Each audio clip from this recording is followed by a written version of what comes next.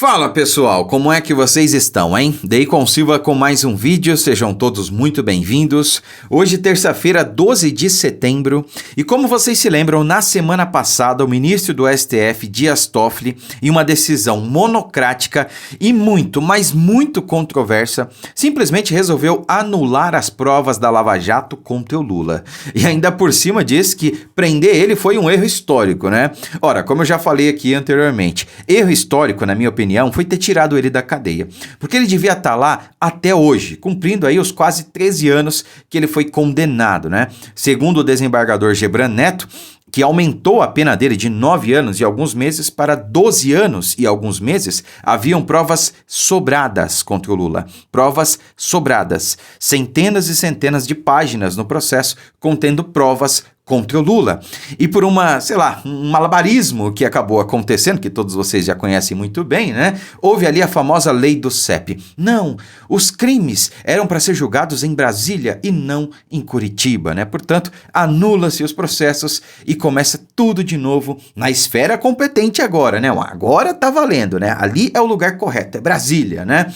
Pois bem, meus amigos, depois de tudo isso, agora me vem o ministro Dias Toffoli, que, diga-se de passagem, foi indicado pelo próprio Lula ao STF e diz que prender ele foi um erro histórico e anula, então, aqueles processos da Lava Jato, né? Aquelas provas, da Lava Jato.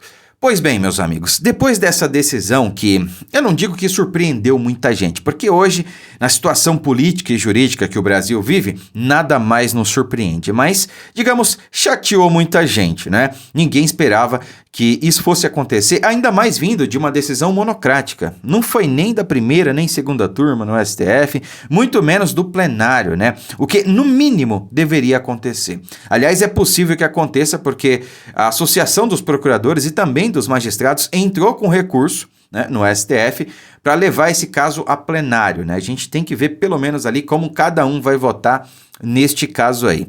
De qualquer maneira, meus amigos, talvez dessa decisão aqui tenha vindo alguma coisa boa, digamos assim, se é que eu posso dizer isso, né? Vejam só. TRF, que é o Tribunal Regional Federal, declara suspeição de ex-juiz da Lava Jato após Toffoli anular provas da Odebrecht, né? E sabe qual juiz é esse? Aquele Lu 22, o juiz que fez o L, né? Aquele que usava a senha para acessar o sistema de justiça, né? Como Lu 22, né? E que doou, inclusive, aí para a campanha do PT, para a campanha do Lula, o juiz Eduardo Apio, ele mesmo, meus amigos. Então, olha só, horas depois de o ministro Dias Toffoli do Supremo Tribunal Federal enterrar de uma vez as provas obtidas do acordo de leniência da Odebrecht, os desembargadores da 8ª turma do Tribunal Regional Federal da 4ª Região decidiram declarar suspeição do juiz Eduardo Apio, ex-titular do juízo da base da Lava Jato. Assim ficam anuladas todas as decisões do magistrado nos processos da operação, né? Então eles consideraram aí, dentre outras coisas, que esse juiz aí foi parcial nas suas decisões. Inclusive, o Apio, ele já tinha se manifestado contra a Lava Jato em outras ocasiões. Quer dizer, um juiz que se manifesta, né, quase que politicamente contra ou a favor de uma operação, pode ter ali o seu julgamento isento? Na minha opinião, não, né? E na opinião aqui do colegiado de desembargadores, que acabou afastando ele, anulando os seus processos, né? Também não, né? Graças a Deus. A decisão foi tomada no bojo de uma das quase 30 sessões de suspeição que o Ministério Público Federal apresentou contra Apio. O juiz já havia sido afastado da 13ª Vara Criminal de Curitiba por decisão da Corte Regional, que o investiga por suposta ameaça a um desembargador federal. Eu tinha esquecido desse detalhe aí, hein? Ele ligou para o filho de um desembargador, né, e fez ameaças a ele, né? Em tese, supostamente, tá? Ainda não está comprovado aí que foi ele, mas enfim. O acórdão chega a citar um trecho do voto do ministro Gilmar Mendes, do Supremo Tribunal Federal, de quando foi declarada a parcialidade do ex-juiz Sérgio Moro para atuar nos processos ligados ao presidente Lula, né?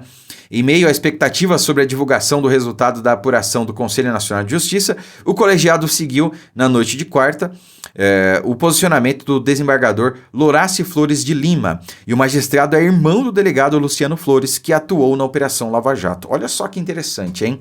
O despacho em que Toffoli anulou todas as provas derivadas da leniência da Odebrecht, inclusive cita indiretamente o delegado. Olha aí. O ministro reproduziu um voto dado pelo decano Gilmar Mendes no bojo da reclamação, na qual foram encartados os diálogos apreendidos na Operação Spoofing. Em tal trecho, há uma mensagem atribuída a Luciano Flores, né? Bom, meus amigos, pelo menos, como eu falei aqui, nós temos aí, digamos, uma decisão favorável, né, que foi oriunda, tá, dessa decisão do ministro Dias Toffoli, né? Por que eu digo oriunda? Porque realmente parece, eu não posso afirmar, mas realmente parece que foi aí uma retaliação, né? Uma espécie de reação aí do próprio judiciário a essa decisão do ministro Dias Toffoli, né? Isso não tem agradado muita gente, né? Inclusive alguns ministros do STF. Não precisamos citar nomes aqui, mas essa decisão do ministro Dias Toffoli não agradou até mesmo outros ministros do STF, né?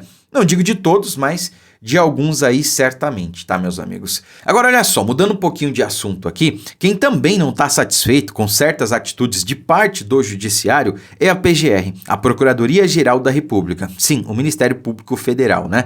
Que através de algumas ações tem demonstrado isso. Olha só, PGR questiona a falta de provas, competência do STF e voluntariedade de Cid na delação, dizem fontes. Quer dizer, será que Mauro Cid realmente foi voluntário para fazer essa delação premiada, né? Vamos acompanhar aqui, ó. A Procuradoria destaca também que só se inteirou da delação 48 horas do pedido de parecer e que os fatos investigados são antigos. 3 pontos principais sustentam os argumentos da Procuradoria-Geral da República para se manifestar contra a delação de Mauro Cid. São eles: ausência de provas, né? Falta de competência do Supremo Tribunal Federal, no caso das joias, e incertezas sobre a voluntariedade do ex-ajudante de ordens. E, meus amigos, isso aqui é gravíssimo. É o Ministério Público falando que é contra a delação de Mauro Cid por ausência de provas. Gente, ausência de provas. O Ministério Público não enxerga provas suficientes para motivar aí essa delação premiada, tá?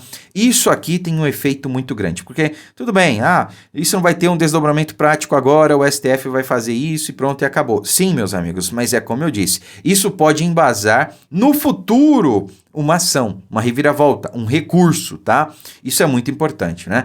E também sobre a incerteza da voluntariedade do ex-ajudante de ordens. Quer dizer, como eu falei, será que o Mauro Cid ele queria fazer essa delação premiada? Será que partiu dele? Ou será que ele foi forçado, digamos assim, a fazer essa delação? Olha, você só vai sair da cadeia se você fizer a delação premiada, se você entregar alguém, né? A gente sabe muito bem quem, entendeu? Essa é a questão. E só para finalizar, esse é o relato de fontes ouvidas pela CNN que leram o parecer da PGR. Logo no início do documento, a PGR destaca que só se inteirou da delação 48 horas do pedido de parecer e que os fatos investigados são antigos. O órgão ressalta que a celebração de acordo de delação por autoridades policiais é possível, mas que o Ministério Público não pode ser negligente nos seus deveres. E ainda segundo as fontes que tiveram acesso ao documento, o primeiro ponto questionado é a competência do Supremo Tribunal Federal. E a PGR cita que é preciso identificar o procurador natural do caso e que se trata de tema complexo, porque o órgão já se manifestou contra a competência do Supremo em certos fatos investigados, né? Então é isso, meus amigos. Nós tivemos aí 2 notícias boas, no meu entendimento, né? A primeira, do afastamento do juiz Eduardo Apio e também da suspeição em suas decisões, né? Então todas as decisões que ele tomou no âmbito da operação serão canceladas, né? Assim como foram aí as que o ministro Dias Toffoli anulou, né? Foram anuladas também as decisões do juiz Eduardo Apio, tá? E também esse parecer aqui da Procuradoria-Geral da República que, embora possa não surtir algum efeito prático, como eu disse, vai servir de registro e pode servir aí de embasamento num recurso futuro, tá? E assim eu espero que aconteça.